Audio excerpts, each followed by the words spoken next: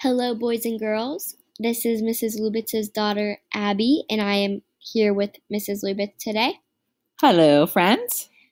Today we are going to be reading chapters 3 and 4, so let's get to it. Chapter 3, Where is he? Jack opened his eyes. Sunlight slanted through the window. The treehouse was still high up in a tree, but it wasn't the same tree. Where are we? Said Annie.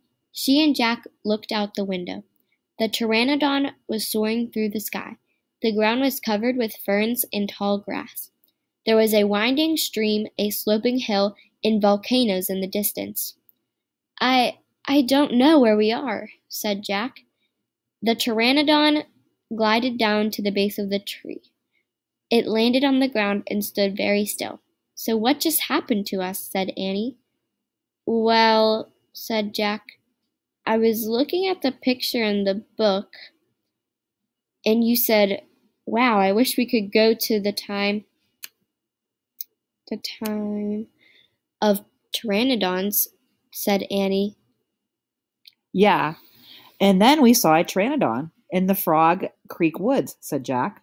Yeah, and then the wind got loud, and the treehouse started spinning, said Annie. And we landed here, said Jack. And we landed here, said Annie.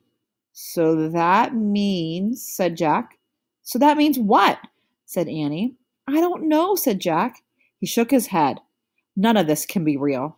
Annie looked out the window again. But he's real, she said.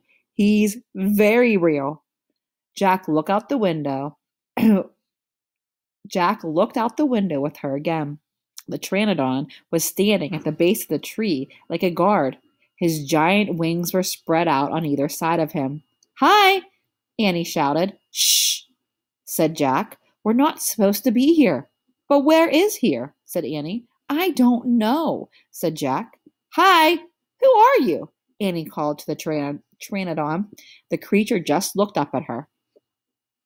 Are you nuts? He can't talk, said Jack. But maybe the book can tell us. Jack looked down at the book. He read the words under the picture. This flying reptile lived in the Cretaceous period. It vanished 65 million years ago with the dinosaurs. That's impossible, said Jack. We can't have gone to a time 65 million years ago. Jack, said Annie. He's nice. Nice, said Jack. Yeah, I can tell, said Annie. Let's go down to him. Go down? Said Jack. Annie started down the rope ladder. Hey, come back, said Jack, but Annie kept going. Annie, wait, Jack called. Annie dropped to the ground. She stepped boldly up to the ancient creature. Chapter 4, Henry. Jack gasped as Annie reached out her hand toward the pteranodon. Oh no, he thought. Annie was always trying to make friends with animals, but this was going too far. Don't get too close to him, Annie, Jack shouted. Annie touched the pteranodon's crest. She stroked his neck. She was talking to him. What in the world is she saying? Jack wondered. He took a deep breath. Okay, he would go down too. It would be good to examine a pteranodon. He could take notes like a scientist. Jack started down the rope ladder. When he reached the ground, he was only a few feet away from the creature. The pteranodon stared at Jack. His eyes were bright and alert. He's soft, Jack, said Annie. He feels like Henry. Jack snorted. He's no dog, Annie. Feel him, Jack, said Annie. Jack didn't move. Jack, don't think, Jack. Just do it, Annie said. Jack stepped forward. He reached out very cautiously. He brushed his hand down the creature's neck. Interesting, Jack thought. A thin layer of fuzz covered the pteranodon's skin. Soft, huh? Said Annie. Jack reached into his backpack and pulled out a pencil and a notebook. He wrote, Fuzzy skin. What are you doing? Asked Annie. Taking notes, said Jack. We're probably the first people in the whole world to ever see a real live pteranodon.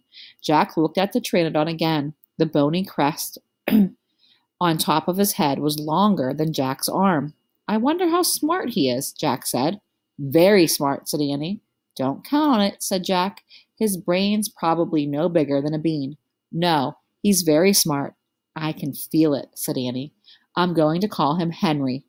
Jack wrote in his notebook. Small brain? Jack looked at the creature again. Maybe he's a mutant, he said. The pteranodon tilted his head. Annie laughed. He's not a mutant, Jack. Well, what's he doing here then? Where is this place? Said Jack. Annie leaned close to the pteranodon. Do you know where we are, Henry? She asked softly. The creature fixed his eyes on Annie. His long jaws were opening and closing like a giant pair of scissors. Are you trying to talk to me, Henry? Asked Annie. Forget it, Annie, Jack wrote in his notebook. Mouth like scissors. Did we come to a long time ago, Henry? To a time long ago, Henry? Asked Annie. Is this a place from long ago? Suddenly Annie gasped. Jack! Jack looked up. Annie was pointing toward the hill. On top stood a huge dinosaur. Okay, we are going to stop here and come back to read along with us, chapter 5 and 6. 5 and 6, thank you. Bye.